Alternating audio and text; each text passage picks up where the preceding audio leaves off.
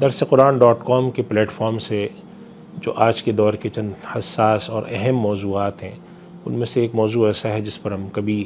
کچھ نہ کچھ عرصے میں گفتگو کرتے ہیں اور لوگوں کو تلقین کرتے ہیں کہ اس کے بارے میں آگاہ رہیں، خبردار رہیں۔ حالیہ پاکستان کے اور دنیا بھر کے جو حالات جنگ کے حوالے سے خراب ہوئے ہیں، اس کے اندر جو چیزیں سامنے آ رہی ہیں، اس کے اندر دو تین باتیں بڑی واضح سامنے آتی ہیں۔ پہلی بات تو یہ ہے کہ جب کسی شخص کے پاس کوئی ویڈیو آتی ہے، کوئی نیوز آتی ہے، کوئی واٹس ایپ پہ وائس میسیج آتا ہے، تو لوگ بغیر تحقیق کے، بغیر کسی اس بات کو جانے ہوئے کہ یہ صحیح ہے یا غلط ہے، وہ لوگوں میں پھیلاتے ہیں۔ اور بسا اوقات لوگوں کی نیت اچھی ہوتی ہے کہ یہ ایک نیوز آئی ہے میں لوگوں میں دے دوں۔ بہت ساری ایسی ویڈیوز آ رہی ہیں جن کے اندر آرٹیفیشل انٹیلیجنس AI کے ذریعے رد و بدل کیا جاتا ہے،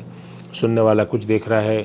جبکہ حقیقت میں وہ کچھ اور ہے۔ آج کل باقاعدہ طور پہ دنیا میں ایسے ویب سائٹس بن گئی ہیں جن کا کام ہی فیکٹ چیک ہوتا ہے، حقیقت کو چیک کر کے بتانا کہ یہ تصویر صحیح ہے، غلط ہے۔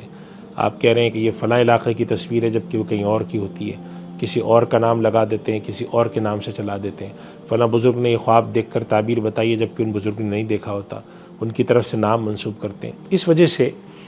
اللہ سبحانہ و تعالیٰ نے قرآن کریم میں جو بات دینے کے بارے میں، بات کے کسی تک پہنچانے کے بارے میں اللہ نے جو قرآن میں فرمایا اور اللہ کے نبی صلی اللہ علیہ وسلم نے، اس سے دو تین اصول سمجھ میں آتے ہیں۔ اللہ تعالیٰ نے پہلی بات فرمائی کہ قولوا للناس حسنا، لوگوں سے اچھی بات کہو، بری بات کا پھیلانے کے مقابلے میں اچھی بات کے پھیلانے کا حکم ہے۔ اللہ کے نبی صلی اللہ علیہ وسلم نے تو یہاں تک سخت بات فرما دی کہ انسان کے جھوٹا ہونے کے لیے تو بس یہ کافی ہے کہ ہر سنی سنائی بات، آج کل کی ڈیجیٹل دور میں ہم کہیں ہر دیکھی بھی بات، ہر وہ پیغام جو اس کے پاس آیا بغیر تحقیق کے پھیلا دیا کہ جی فلاں علاقے میں یہ واقعہ پیش آیا، فلاں ملک میں یہ واقعہ پیش آیا، فلاں آدمی کے ساتھ یہ ہو گیا۔ تحقیق کرنا چاہیے۔ بہت ساری ایسی چیزیں ہیں کہ جب ہم شیئر کر رہے ہوتے ہیں، اس کے اندر بسا اوقات ایک اور کام خرابی بھی ہم کرتے ہیں کہ اس میں گالیاں ہیں، اس میں برا بھلا ہے۔ ایک آدمی ہے،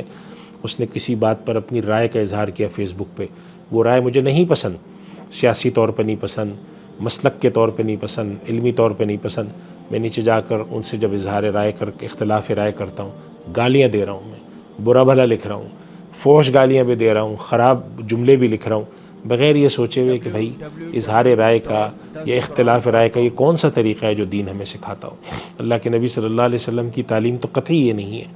اور قرآن کریم میں تو یہاں تک بات فرمائی گئی ہے کہ جو تمہارے ساتھ زیادتی کرتا ہو تو اس کے ساتھ زیادتی اتنی ہی کرو جتنی اس نے کی ہے، اور اگر ممکن ہو تو درگزر کر دو۔ فمن عفا واصلح فاجرہ علی اللہ، اللہ ہی اس کا اجر عطا فرمائے۔ تو اس دور میں جب ڈیجیٹل انفارمیشن پھیل رہی ہے، سوشل میڈیا کے اوپر بہت ساری چیزیں آ رہی ہیں، اطلاع دینے میں، خبر دینے میں، بات پہنچانے میں بہت لحاظ رکھنا چاہیے۔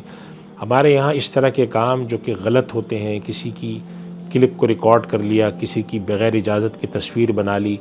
کسی کے بارے میں کوئی ایسی چیز لے کر اس کو پھیلانا، اور لوگ اس کو بہت معمولی بات سمجھتے ہیں، کہتے ہیں نہیں یہ تو ہم نے کچھ نہیں کیا، ہم تو بیٹھے ہوئے تھے، ہم نے تو کسی کی ویب سائٹ پہ جا کر، کسی کے موبائل فون میں ایکسیس کر کے وہاں سے اس کی پرائیویٹ انفارمیشن نکال لی، ذاتی چیزیں نکال کے اس کو پھیلا دیا۔ یہ سب چیزیں شرعی نقطہ نظر سے ناجائز ہیں اور اس کو سمجھنا چاہیے۔ یعنی بہت سارے گناہ ایسے ہوتے ہیں کہ انسان کر کر کے اتنا عادی ہو جاتا ہے کہ اس کی نظر میں گناہ ہلکا ہو جاتا ہے۔ اللہ سبحانہ و تعالیٰ نے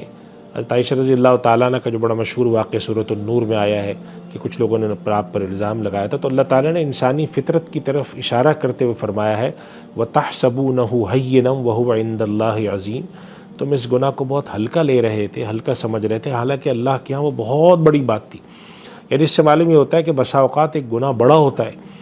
غلط کام ہے، بہت ہی غلط کام ہے، لیکن ہم اتنے عادی ہو چکے ہوتے ہیں کہ ہم اس کو کرنے میں ہمیں کوئی اتنا بڑا بوجھ نہیں محسوس ہوتا، ہم سمجھتے نہیں کوئی بات نہیں ہے، یہ تو سبھی کر رہے ہیں۔ بہت اخلاق کے عادات کے حوالے سے چیز کی رکھنے کی ضرورت ہے۔ غلط باتیں پھیلانا، غلط تبصرے کرنا، کسی کو برا بھلا کہنا، کسی کی جاسوسی کرنا، تجسس، جیسے قرآن کریم فرمایا وَلَا تَجَسَّسُوا وَلَا يَغْتَبْ بَعْضُكُمْ بَعْضًا، کسی کی ٹوہ لینا، اس کی باتوں کو سننا، کسی کی غیبت کرنا، اس کی ذاتی انفارمیشن کو پھیلانا،